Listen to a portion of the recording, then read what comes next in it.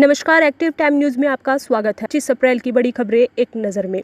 Corona का कोहराम। रविवार को हनुमानगढ़ में फिर तोड़ा कोरोना का रिकॉर्ड। दिन भर में 517 नए पॉजिटिव। गंगानगर में 98 नए कोरोना पॉजिटिव। बीकानेर में फिर तोड़ा कोरोना का रिकॉर्ड। दिन भर में 893 नए पॉजिटिव। अब तक के अधिकतम बीकानेर में कोरोना संक्रमण थमने का नाम नहीं ले रहा, जिसमें सुबह 525 केस पॉजिटिव आए, जबकि शाम को यह संख्या 668 रही। ऐसे में दिन भर 893 पॉजिटिव हो गए। खास बात यह है कि 2486 टेस्ट सैंपल में ही इतने पॉजिटिव आ गए हैं। धीरे धीरे बीकानेर हर दूसरे टेस्ट के पॉजिटिव स्तर तक पहुंच रहा है।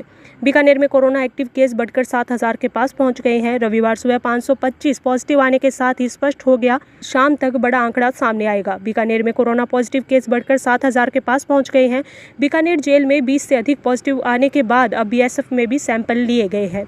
यहाँ अब हर दूसरा रोगी पॉजिटिव आ रहा है। सजग रहे, सतर्क रहे। सड़कों पर प्रशासन। वीकेंड कर्फ्यू में खुली थी दुकानें, अधिकारियों ने किए 4 दुकानों के चालान। शहर में वीकेंड कर्फ्यू के दौरान खुली मिली 4 दुकानों को जिला प्रशासन ने सीज कर दिया है। कोरोना के लगातार बढ़ते मरीजों को देखते हुए रविवार को प्रशासनिक अधिकारी सड़कों पर निकले। शहर की सड़कों पर निकले एसडीएम उमेद सिंह रत्नू, नगर परिषद आयुक्त सचिन यादव, सीओ सिटी सहित अन्य अधिकारियों ने शहर के ब्लॉक एरिया, पुरानी आबादी आदि इलाकों में दुकानें सीज की। इलाके में कोरोना लगातार बढ़ रहा है। पिछले एक सप्ताह में आंकड़े देखें तो इस दौरान करीब 1000 कोरोना रोगी सामने आ चुके हैं। ऐसे में जिला प्रशासन लगातार कोरोना को रोकने के लिए प्रयास कर रहा है। नशे का कारोबार। खेत में पड़ा था लावारिस बैग, खोला तो निकली हजारों नशे की गोलियां। रामसिंहपुर पुलिस के अनुसार गांव 13 एपीडी की रोही में एक खेत में खेत मालिक मस्तान सिंह ने लावारिस बैग पड़ा देखा। उसने इसे खोलकर देखा तो इसमें कुछ नशे में उपयोग होने वाली गोलियां मिली।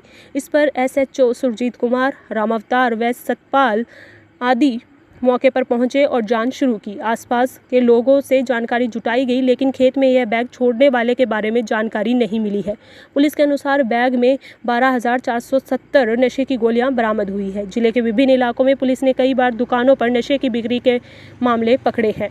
राजस्थान में 1 मई से शुरू नहीं होगा वैक्सीनेशन। चिकित्सा मंत्री बोले। सीरम इंस्टीट्यूट ने कहा, अभी उनके पास वैक्सीन ही नहीं। प्रदेश में 18 से 45 वर्ष की उम्र वालों को 1 मई से वैक्सीनेशन नहीं हो सकेगा। राजस्थान सरकार ने 15 मई तक वैक्सीनेशन उपलब्ध नहीं होने का हवाला देकर 18 वर्ष से ज़्यादा उम्र वालों के वैक्सीनेशन पर अभी नई तारीख बताने में असमर्थता जाहिर की है।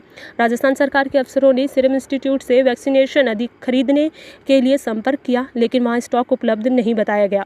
केंद्र सरकार ने पिछले दिनों में 18 से 45 वर्ष उम्र वालों के वैक्सीनेशन के लिए सीधे कंपनियों से वैक्सीनेशन खरीदने को कहा। केंद्र सरकार कह रही है, हमने राज्यों से छूट दे दी है, कंपनी से सीधे खरीद कर आप वैक्सीनेशन लगवाएं। जबकि गहलोत की सरकार कह रही है कि केंद्र सरकार वैक्सीनेशन फ्री कर दे। सीएमएचओ कार्यालय में एक कर्मचारी और पीएचसी का स्वास्थ्यकर्मी आया संक्रमित। लक्ष्मणगढ़ में एएनएम की कोरोना से मौत, बेटा भी संक्रमित। स्वास्थ्यकर्मियों के वैक्सीनेशन की दोनों डोज लगने के बाद भी उन्हें संक्रमित कर रहा है। इस बार संक्रमण सीएमएचओ दफ्तर में ही पहुंच गया। यहां एक कर्मचारी की रिपोर्ट पॉजिटिव आई। पीएचसी में एक नर्सिंग कर्मचारी भी संक्रमित आया। पीएचसी को 72 घंटे के लिए बंद कर दिया। लक्ष्मणगढ़ में एक जीएनएम की कोरोना से मौत हो गई, वहीं उनका बेटा भी संक्रमित हो गया।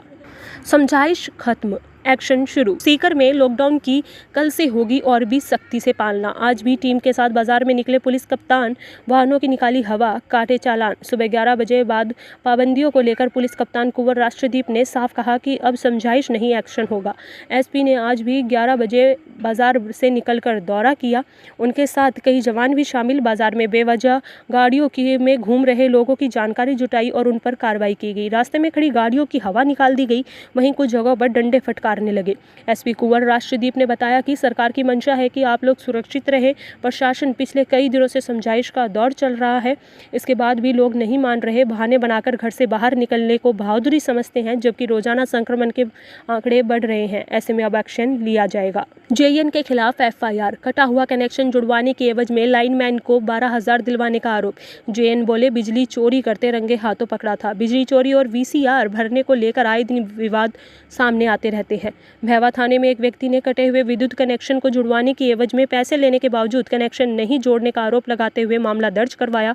विशाला गांव निवासी पूरन कंडेरा ने मामला दर्ज कराया है कि पिछले दिनों बिजली का बिल समय पर जमा नहीं कराने पर कनिष्ठ अभियंता ने उसकी बिजली का कनेक्शन काट दिया, जिसे वापस जुड़वाने के लिए उसने JN रजनी चावला से संपर्क किया। उसके कहने पर लाइनमैन विजय कुमार को पहले 10,000 व बाद में 2,000 रुपए दिए। पैसे लेने के बावजूद उसका कनेक्शन चालू नहीं किया, साथ ही 12,000 की रसीद भी नहीं दी गई। इसकी शिकायत उसने अधिशासी अभियंता से की, जिस पर XEN ने पैसे वापस लौटाने को कहा तो JN नाराज हो गया।